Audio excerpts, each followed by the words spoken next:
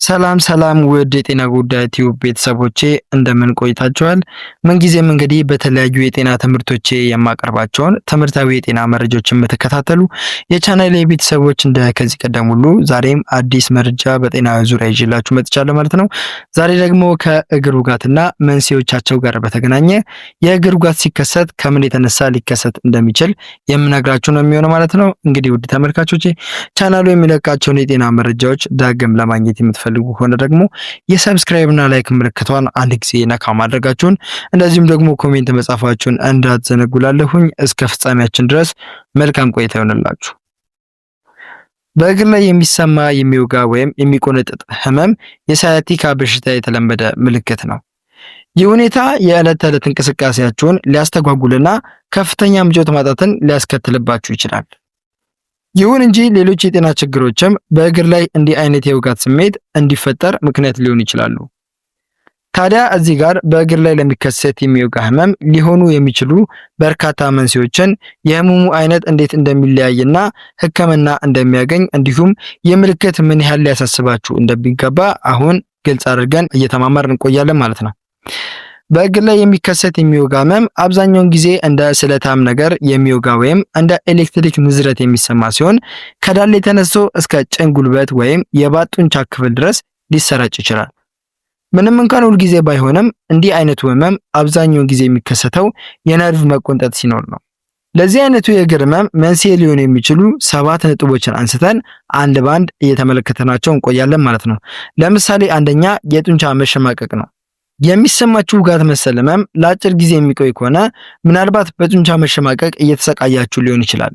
የክንድ ወይም የእግር በተለይም የባት ጡንቻ መሸማቀቅ በጣም የተለመደ ሲሆን አብዛኛውን ጊዜ የሚከሰተው ተኝታችሁ ወይም እረፍት እያደረጋችሁ ባላችሁበት ወቅት ነው። ለረጅም ሰዓት ስፖርት የሚሰሩ አትሌቶችም በሰውነት ውስጥ የውሃ እጥረት ወይም የጨው እጥረት ሲያጋጥማቸው ለዚህ ችግር ሲጋለጡ እንመለከታቸዋለን።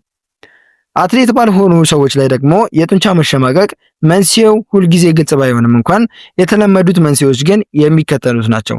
ለምሳሌ እድሜ መጨመር ወይም በእድሜ መግፋት፣ ከባድ የአካል ብቃት እንቅስቃሴ ሲያደርጉ፣ በተለይ ደግሞ በሞቃት የአየር ጸባይ ባለበት ሰዓት እንቅስቃሴ ሲያደርጉ፣ እርግዝና ሲፈጠር ወይም ደግሞ ነፍሰ ጡር በሆናችሁበት ወቅት፣ አንዳንድ መድኃኒቶችን በምትወስዱ ጊዜና የውሃ እጥረት ማለትም በቂ ውሃ አለመጠጣት። እነዚህ ነገሮች እንግዲህ ለጡንቻ መሸማቀቅ መንስኤ ሊሆኑ ከሚችሉ ነገሮች መካከል ናቸው ማለት ነው።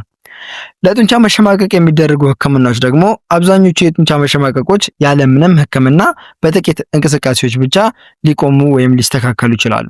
ነገር ግን የባትን ጡንቻ በመለጠጥ ወይም በማሸት የማገገም ሂደቱን ማፋጠን ወይም ደግሞ በቶሎ መዳን ትችላላችሁ ማለት ነው። ለመከላከል የሚረዷችሁ መንገዶች ደግሞ ለምሳሌ ቀን ሙሉ በቂ ውሃ መጠጣታችሁን በእርግጠኝነት ማረጋገጥ ይኖርባቸዋል። ምክንያቱም ቅድም እንደጠቀስነው አንዱ ለዚህ በሽታ የሚያጋልጠን ነገር ምንድነው? በቂ ውሃ አለመጠጣት ስለሆነ ማለት ነው። እንዲሁም ደግሞ ከአቅም በላይ የሆኑ የአካል ብቃት እንቅስቃሴዎችን ባለማድረግ እንቅስቃሴያችሁን ማስተካከልና ጤናችሁን በመጠበቅ ይህን ነገር ማስተካከልና እንዳይከሰት ማድረግ ትችላላችሁ ማለት ነው። ሁለተኛው ደግሞ ሳያቲካ ነው። ሳያቲካ እስከ 40% የሚሆነውን የሰው ልጅ በህይወት ዘመኑ አንድ ጊዜ ሊያጋጥመው የሚችል የጤና እክል ነው። ብዙውን ጊዜ ከወገብ በታች ከቂጥ ወይም ከዳሌ አካባቢ ተነስቶ ወደ እግር የሚወርድ የሚወጋ የህመም ስሜት ሲሆን ለከፍተኛ የእግር ህመም ዋነኛ መንስኤ ከሆኑት ውስጥ አንዱ ነው። ሳያቲካ አብዛኛውን ጊዜ የሚከሰተው በአከርካሪ አጥንት ውስጥ የሚገኘው ዲስክ ሲንሸራተት ነው። ይህ የተሸራተተ ዲስክ ሳያቲካ የተባለውን የነርቭ ክፍል ሲጫነው በዳሌና በእግር አካባቢ የመደንዘዝ የመጠቅጠቅ ወይም ደግሞ ያለመመቸት ስሜት ይፈጥራል ማለት ነው። አልፎ ተርፎም ደግሞ የጉልበት ህመም ሊያስከትልባችሁ ይችላል። ህክምናው ደግሞ ስንመለከተው የሚከተሉት ህክምና ዘዴዎች ደግሞ በሳያቲካ ምክንያት የሚከሰትን የሚወጋ የእግር ህመምን ለማስታገስ ይረዳቸዋል። ለምሳሌ የማሳጅ ህክምና። ለሳያቲካ ተብሎ የተዘጋጁ የማሳጅ ዘዴዎችን ብትጠቀሙ ለውጥ ማምጣት ትችላላችሁ። እንዲሁም እረፍት ማድረግ ነው። ህመሙ በጠናበት ወቅት ለጥቂት ጊዜያትም ቢሆን አነስተኛም ወይም ደግሞ መጠነኛ የሆነ እረፍት መውሰድ ለዚህ ችግር መፍትሄ ጥሩ ሂደት ነው ማለት ነው። ሌላው ደግሞ ፊዚዮቴራፒ የአካል ብቃት ህክምና ነው። ፊዚዮቴራፒ በምታደርጉበት ጊዜ ይህ አካላችሁ እየተስተካከለ የሚመጣበት ሁኔታ እየተፈጠረ ይመጣል ማለት ነው። እንዲሁም ደግሞ የስቴሮይድ መርፌዎች ናቸው። ከፍተኛ ህመሞችን እንዲያስታግስላችሁ በማለት የሚሰጡ መርፌዎች ሲሆኑ እነዚህን መጠቀም የተሻለ መፍትሄ እንድታመጡ ይረዳችኋል። እንዲሁም ደግሞ የቀዶ ጥገና ህክምና ነው። በነርቭ ላይ ያረፈውን ጫና ለማንሳት ሲባል የሚደረግ ቀዶ ጥገና እንደየ አስፈላጊነቱ ማድረግ ሳያቲካን ለማከም ይረዳቸዋል ማለት ነው። ነገር ግን ምንም እንኳን የሳያቲካን ህመም በአፋጣኝ ማጥፋት አስቸጋሪ ቢሆንም እንኳን ሁሉም የህክምና አይነቶች እንግዲህ የግድ ንቁ የህክምና ክትትል ማድረግ ይኖርባቸዋል ማለት ነው። ለመዳን ሲባል እኚህ ነገሮች በአጽንኦት ወይም ደግሞ በተከታታይ በቋሚነት ልታደርጉት ይገባል ማለት ነው። ሶስተኛ ደግሞ ጉዳት ነው ወይም ደግሞ ኢንጁሪ የምንለው ማለት ነው።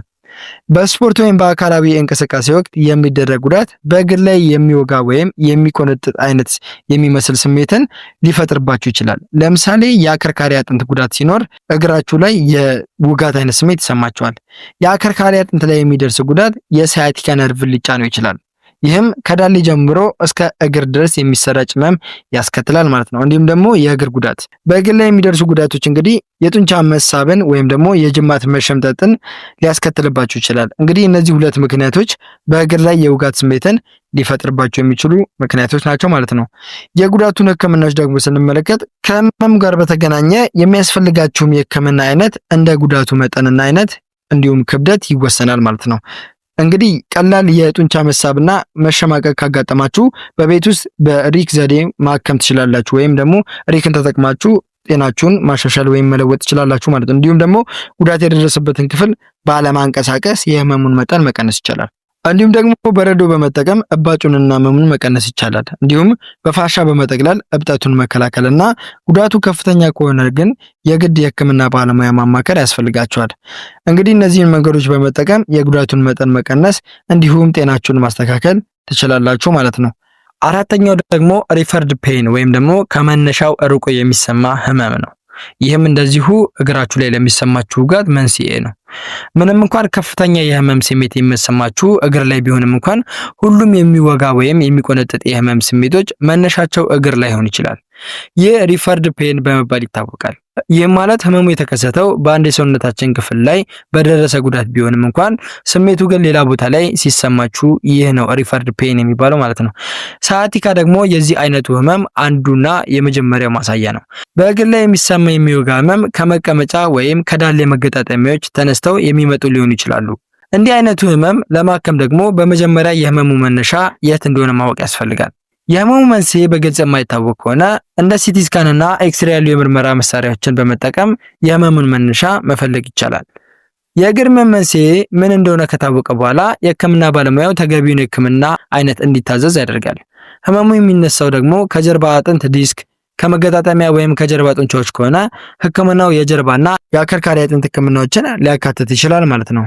በብዛት ከሚታወቁት የሪፈርድ ፔን አይነቶች መካከል ደግሞ የመጀመሪያው ሳያቲካ ነው። ይህ የሚከሰተው እንግዲህ በታችኛው የጀርባ ክፍል ላይ የሚገኘው የሳያቲካ ነርቭ ሲቆጣ ወይም ሲታመቅ ነው። ህመሙ ከወገብ ተነስቶ በዳሌ በኩል እስከ እግር ጫፍ ድረስ ይወርዳል። እንዲሁም ደግሞ የመገጣጠሚያ ህመምም ለዚህ አንዱ ምክንያት ነው። በጀርባ አጥንት መጨረሻና በዳሌ አጥንት መገናኛ ላይ የሚከሰት ችግር ሲሆን ህመሙ ወደ ታችኛው የእግር ወይም ወደ ጭን ሊሰራጭ የሚችል ነው ማለት ነው። እንዲሁም ደግሞ የዲስክ መንሸራተት ነው። በአከርካሪ አጥንት መካከል ያለው ዲስክ ሲንሸራተት በአቅራቢያቸው ያለ ነርቮችንም ይጫናቸዋል። በዚህ ጊዜ ጉዳቱ ጀርባ ላይ ቢሆንም ህመሙ ግን እግር ላይ እንደ መቆርቆር ወይም እንደ መደንዘዝ አይነት ስሜት ሊሰማችሁ ይችላል ማለት ነው። እንግዲህ እነዚህ ሶስት ምክንያቶች የሪፈርድ ፔን አይነቶች ናቸው ማለት ነው። ከዚህ ውስጥ የሚጠቃለሉ ናቸው ማለት ነው። እና ከነዚህ የተነሳ የሚመጣው ማንኛውም አይነት ህመም እግር ላይ ኢፌክት ወይም ደግሞ የውጋትና የተለያዩ የአይነት የእግር ህመም ስሜቶችን ይፈጥርባቸዋል ማለት ነው። የምርመራ መንገዶችን ደግሞ ስንመለከታቸው ዶክተሮች የህመሙን ትክክለኛ መነሻ ለማወቅ የሚከተሉትን መሳሪያዎች ይጠቀማሉ። ለምሳሌ በቀዳሚነት ኤክስሬን ስንመለከት ኤክስሬ በዋናነት የአጥንት ስብራትን፣ የመገጣጠሚያ መንሸራተትን ወይም ደግሞ የአከርካሪ አጥንት መዛባትን ለማየት የሚያገለግል መሳሪያ ነው። ሌላው ደግሞ ሁለተኛው ሲቲ ስካን ነው።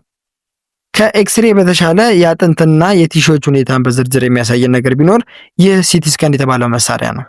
በተለይ ለአከርካሪ አጥንት ችግሮች ጠቃሚ ነው። ምክንያቱም እነሱን በይበልጥ ለመመርመር የሚያግዘን መሳሪያ ሲቲ ስካን ነው ማለት ነው። ሶስተኛና የመጨረሻው ደግሞ ኤምአርአይ የምንለው ነው። ነርቮች፣ ዲስኮችና ጡንቻዎች ላይ ያሉ ጥቃቅን ጉዳቶችን ለማየት ሲባል በጣም ውጤታማው መንገድ በዚህ በኤምአርአይ የሚደረገው ምርመራ ነው ማለት ነው። እንግዲህ እነዚህ ሶስቱ ምርመራዎች ይህን ችግር ለማከም ወይም ለመመርመር የሚውሉ የመሳሪያ አይነቶች ናቸው ማለት ነው። የህክምና አማራጮችን ስንመለከት ደግሞ መነሻው ከታወቀ በኋላ እንግዲህ የሚከተሉትን ህክምናዎች ይሰጧቸዋል። ለምሳሌ የፊዚዮቴራፒ ህክምና ይሰጣቸዋል። ይህ ደግሞ ጡንቻዎቻችሁን ለማጠናከርና በነርቮች ላይ ያለውን ጫና ለመቀነስ የሚረዱ እንቅስቃሴዎችን እንድታደርጉ ያደርጋቸዋል ወይም ይረዳቸዋል ማለት ነው። እንዲሁም ደግሞ መድኃኒቶች ናቸው። የህመም ማስታገሻዎችና ለጡንቻ ማበረታቻ የሚያገለግሉ ወይም ደግሞ መዝር ሪላክስ እንዲያደርግ ማለት ነው መድኃኒቶች ይታዘዟቸዋል እና በዚህ መንገድ ህክምናዎች ይደረጋሉ። ሌላው ደግሞ መርፌ ነው። ኢንጀክሽን ምንለው ማለት ነው። ህመሙ ከፍተኛ ከሆነ ወደ መገጣጠሚያ ወይም ወደ ነርቭ አካባቢ የሚሰጡ የህመም ማስታገሻ መርፌዎች ይታዘዙላቸዋል። ስለዚህ በእነዚህ አይነት መንገዶች ህክምናው ይደረግላቸዋል ማለት ነው። ነገር ግን እንዲህ አይነት የህመም ስሜት ካለባችሁ ደግሞ የትኛው ነርቭ ወይም መገጣጠሚያ ላይ ችግር እንዳለ ለመለየት የህክምና ባለሙያን ማማከር እጅግ በጣም አስፈላጊ ነው ማለት ነው። ይህ ካልሆነ ግን ችግራችሁን ሳታውቁት ህመሞቹ ወደ ውስጥ ብዙ መንገድ ሊሄዱና ወደ ከባድ የጤና ችግር ሊወስዷችሁ ይችላሉ ማለት ነው። አምስተኛው ደግሞ የደም ቅዳ ቧንቧ በሽታ ነው። የደም ቅዳ ቧንቧ በሽታ በእግር ላይ ለሚሰማ የሚወጋ ወይም የሚቆነጥጥ ህመም ብዙ ያልተለመደ መንስኤ ቢሆንም እንኳን ከጠቅላላው የህብረተሰብ ክፍል ውስጥ ቢያንስ 5% ያሉን የሚያጠቃ በሽታ ነው። በደም ወሳጅ ቧንቧዎች ውስጥ የሚከማቹ የቅባት ክምችቶች ወደ እግር ጡንቻዎች የሚሄደውን የደም ዝውውር በመገደብ በባት ጡንቻዎች ላይ ህመም ሊያስከትሉ ይችላሉ። ከደም ቅዳ ቧንቧዎች ጋር ተያያዥነት ያላቸው የቁርጥማት ህመሞች ብዙውን ጊዜ የአካል ብቃት እንቅስቃሴ ስታደርጉ የሚጀምሩና ስታርፉ ደግሞ የሚቆሙ ናቸው። ይህ ሁኔታ እንግዲህ ኢንተርሚተንት ክሎሪኬሽን በመባል የሚታወቅ ሲሆን የአካል ብቃት እንቅስቃሴው ሲጠነክር ደግሞ ህመሙ ይበልጥ እየጨመረና እየጠነከረ ይሄዳል። የደም ቅዳ ቧንቧ በሽታ ካለባችሁ እንግዲህ የሚከተሉት ምልክቶች ደግሞ ሊታዩባችሁ ይችላሉ። ለምሳሌ የእግር መዛል ወይም ደግሞ የመደንዘዝ ስሜት፣ በእግራችሁ ላይ የሚወጡ ቁስሎችና የእግር ጡንቻዎች መኮማተር ወይም መቀነስ በዋናነት የሚጠቀሱት ምልክቶች ናቸው ማለት ነው። የደም ቅዳ ቧንቧ ህክምናውን ደግሞ ስንመለከት የደም ቅዳ ቧንቧ በሽታ ብዙውን ጊዜ የሚታከመው የአኗኗር ዘይቤን በመለወጥ ነው። ለምሳሌ ጤናማ አመጋገብ መከተል፣ በቂ የአካል ብቃት እንቅስቃሴ ማድረግ፣ የአልኮል መጠጥን መገደብና ከመጠን በላይ ውፍረት ካለ ክብደትን መቀነስ ናቸው። ጤናማ መሆን እንግዲህ በደም ቧንቧዎች ውስጥ የተከማቹ የቅባት ክምችቶችን ለማሟሟትና የደም ቅዳ ቧንቧ በሽታ ምልክቶችን ለማሻሻል ይረዳል። ነገር ግን እነዚህ የአኗኗር ዘይቤ ለውጦች ውጤት ካላመጡ እንግዲህ የመድኃኒት ህክምናና ቀዶ ጥገና ወደ እግሮች የሚሄደውን የደም ዝውውር ለማሻሻል ይረዳል ማለት ነው። ወይም ደግሞ ህክምና ወደዛ እንዲያመራ ሊደረግ ይችላል ማለት ነው። ስድስተኛው ደግሞ የነርቭ መጎዳት ነው። የነርቭ መጎዳት የሚከሰተው በእጅ፣ በእግር፣ በክንድና በታችኛው የእግር ክፍሎች ላይ የሚገኙ ነርቮች ሲጎዱ ነው። ይህም በሰውነት ላይ እንደ መውጋት ያለ የህመም ስሜትን ያስከትላል። ይህ ሁኔታ በአብዛኛው ከስኳር በሽታ ጋር የተያያዘ ነው። ምክንያቱም ከፍተኛ የደም ስኳር መጠን ለነርቭ መጎዳት ዋነኛው መንስኤ ሊሆን ስለሚችል ነው።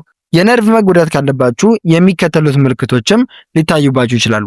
ለምሳሌ በእጅ ወይም በእግር ላይ የሚሰማ የመደንዘዝ ወይም ደግሞ የመውረር ስሜት፣ የጡንቻ መዳከምና የሰውነት ሚዛን መጠበቅ አለመቻል። እነዚህ ሶስት ምልክቶች እንግዲህ የነርቭ መጎዳትን ሊያመለክቱ ይችላሉ ማለት ነው። የነርቭ መጎዳት ህክምናዎችን ደግሞ ስንመለከት ህክምናው እንግዲህ የሚወሰነው እንደ ችግሩ መነሻ ምክንያት ነው። ለምሳሌ የስኳር ታማሚ ከሆናችሁ የደም ስኳር መጠናችሁን በሚገባ በመቆጣጠር ለነርቭ መጎዳት የመጋለጥ እድላችሁን መቀነስ ትችላላችሁ። እንዲሁም እንደ ምልክቶቹ አይነት የሚከተሉት ህክምናዎች ሊታዘዙላችሁ ይችላሉ። እነሱም የአካል ብቃት እንቅስቃሴ፣ ይህም ደግሞ ለጡንቻ መዳከም የሚረዳ ነው ማለት ነው። እንዲሁም ደግሞ መድኃኒቶች ናቸው። ከነርቭ መጎዳት የሚመነጩ የመውጋት ስሜት ያላቸውን ህመሞች ለማከም ልዩ ልዩ መድኃኒቶችም አብረው ሊታዘዙላችሁ ይችላሉ ማለት ነው። ሰባተኛው ደግሞ ካውዳኪዩና ሲንድሮም ነው። ካውዳኪዩና ሲንድሮም ከባድ የሆነ የጀርባ አጥንት መጥበብ አይነት ነው። በአግባቡ ካልታከመ ደግሞ ዘላቂ ለሆነ የእንቅስቃሴ መታወክ ወይም ሽባነት ሊዳርጋችሁ ይችላል። ይህ ችግር የሚከሰተው እንግዲህ በታችኛው የጀርባ አጥንት ክፍል ውስጥ የሚገኙ የነርቭ ስብስቦች በአንድ ጊዜ ሲታመቁ ወይም ሲጨመቁ ሲሆን ይህም የፊኛ ወይም ደግሞ የሽንትና የአንጀት ቁጥጥርን አስቸጋሪ ያደርጓል ማለት ነው። በአንድ እግር ፋንታ በሁለቱም እግሮቻችሁ ላይ እንደ ሳያቲካ ያለ የሚወጋ ህመም ካለባችሁ እንግዲህ ወይም ደግሞ በብልት አካባቢ የመደንዘዝ ስሜት ከተሰማችሁ ይህ የካውዳኪዩና ሲንድሮም ምልክት ሊሆን ስለሚችል በአፋጣኝ የህክምና እርዳታ ማግኘት በጣም አስፈላጊ ነው ማለት ነው። የካውዳኪዩና ሲንድሮም ህክምናውን ደግሞ ስንመለከት ካውዳኪዩና ሲንድሮም አስቸኳይ ህክምና ይፈልጋል። ምክንያቱም ደግሞ በነርቮቹ ላይ ያለውን ጫና ለመቀነስ ብዙ ጊዜ የወገብ ዲኮምፕሬሽን ቀዶ ጥገና በአፋጣኝ ይካሄዳል። ይህም ችግሩን ለማከም ሲባል የሚደረግ ህክምና ነው። ስለዚህ አብዛኞቻችንን የእግር ውጋት የሚመስሉን ነገር ግን የከባድ የጤና ችግሮች ምልክት ስለሚሆኑ ጥንቃቄ ማድረግ ይገባናል ማለት ነው። እንግዲህ ውድ ተመልካቾቼ ከእግር ውጋትና መንስኤዎቻቸው ጋር በተገናኘ የሚያስከትሉትን አካላዊ ጉዳቶችን አንስተን ስንነጋገር ቆይተናል። እንዲሁም ደግሞ የሚደረጉ የሕክምና አሰጣጦችን መሰረት አድርገን ደግሞ ግልጽና አጠር ያለ መሰረታዊ መረጃ እንዳጋራችሁ ተስፋ አደርጋለሁኝ። እንግዲህ እናንተም ደግሞ ከዚህ ቪዲዮ ጥሩ ትምህርት እንደወሰዳችሁበት አምናለሁኝ። እናንተም ደግሞ ከተማራችሁበት እንዲሁም ቁም ነገር ካገኛችሁበት በቅንነት ለወዳጃችሁ ሼር አድርጉ። በተጨማሪም ሌሎች ጠቃሚ የሆኑ የጤና መረጃዎች እንዲደርሷችሁ ሰብስክራይብ እንዲሁም ላይክ የተሰማችሁ ደግሞ ኮሜንት ማድረጋችሁን እንዳትዘነጉ። እንዲሁም ደግሞ የጽሁፍ መረጃ እንዲደርሳችሁ እዚሁ ኮሜንት ሴክሽን ላይ የቴሌግራም ሊንክ ማስቀመጥላችሁ ነው የሚሆነው። ቀጣይ ደግሞ በሌላ የጤና ርዕሰ ጉዳይ እንገናኛለን ማለት ነው። መልካም ጊዜ ይሁንላችሁ። Free audio post production by alphonic.com